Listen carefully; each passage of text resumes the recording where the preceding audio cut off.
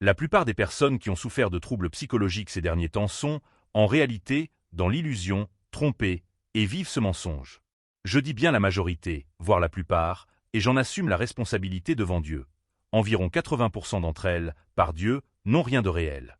Des jeunes viennent me consulter, des jeunes fragiles comme du papier, sans aucun véritable problème. Même lorsqu'on discute avec eux en profondeur, on ne trouve pas de pression majeure dans leur vie personnelle. Mais le médecin leur a dit « Tu es bipolaire, tu as une phobie sociale, tu as un trouble obsessionnel compulsif, tu as de l'anxiété, du stress, de l'insomnie. » D'accord, qu'est-ce qu'il t'a prescrit? Il m'a donné une pile de médicaments. Depuis combien de temps es-tu en traitement? Des années ou des mois? Et comment ça va? De pire en pire. Mon frère, quand as-tu lu le Coran pour la dernière fois? Par Dieu. Peut-être il y a quelques mois. Certains disent 1 an, d'autres 1 an et demi, d'autres 2 ans, certains ne lisent jamais. Mon frère, comment es-tu avec les réseaux sociaux? Tu regardes de la pornographie? Oui, j'y suis. Et ta relation avec Dieu? Pas terrible. Quand tu creuses avec eux, tu te rends compte qu'ils se sont eux-mêmes détruits. Est-ce que ce n'est pas clair? Allah, dit. Et quiconque se détourne du rappel du tout miséricordieux, nous lui assignons un diable qui devient alors son compagnon inséparable. Oui, certaines personnes ont réellement une souffrance. Mais leurs problèmes ne se soignent pas chez les médecins par les injections, les pilules ou les calmants. Ces médicaments ne font que les apaiser temporairement. Dès que l'effet disparaît, la souffrance revient comme avant. Allah dit aussi. Allah ne change pas l'état d'un peuple tant qu'il ne change pas ce qui est en eux-mêmes. Ils ont besoin de changer ce qu'il y a en eux. Se repentir, demander pardon, lire le Coran. Mes frères, il y a des gens qui ont été soignés du cancer par le Coran. Dit, il est pour les croyants une guidée et une guérison. Certaines personnes n'ont même pas besoin d'un médecin. Elles ont besoin de se repentir, de demander pardon, de revenir vers Allah, de reconnaître leurs péchés, de retrouver un équilibre, d'alléger la pression qu'elles s'imposent, de se rappeler des bienfaits qui les entourent. Elles ont besoin de sortir du rôle de victime. Assez de mensonges. Assez d'illusions. Oui, il y a des gens qui souffrent réellement, qui traversent de vraies épreuves, mais ils sont peu nombreux. Par Allah, aujourd'hui, la majorité des cas sont clairs.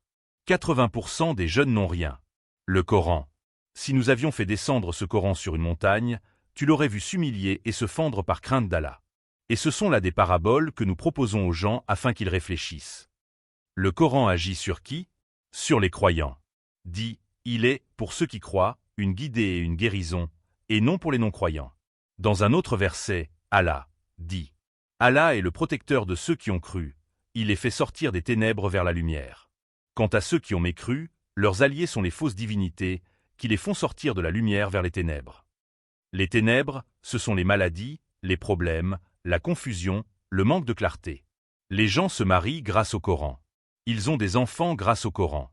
Ils ouvrent des projets grâce au Coran. Ils trouvent un emploi grâce au Coran.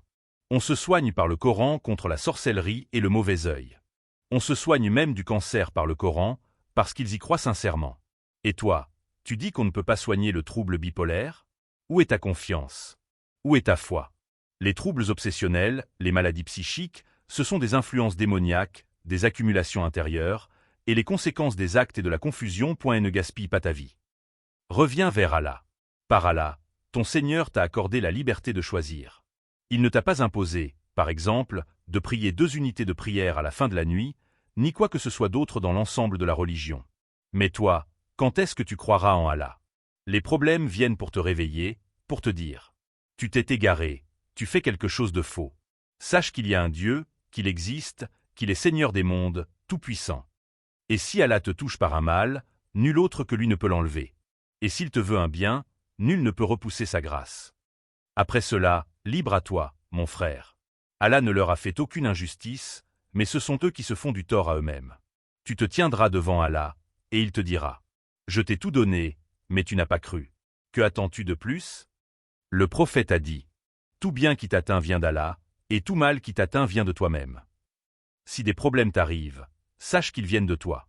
Revois-toi, examine-toi, reconnais ce que tu as fait.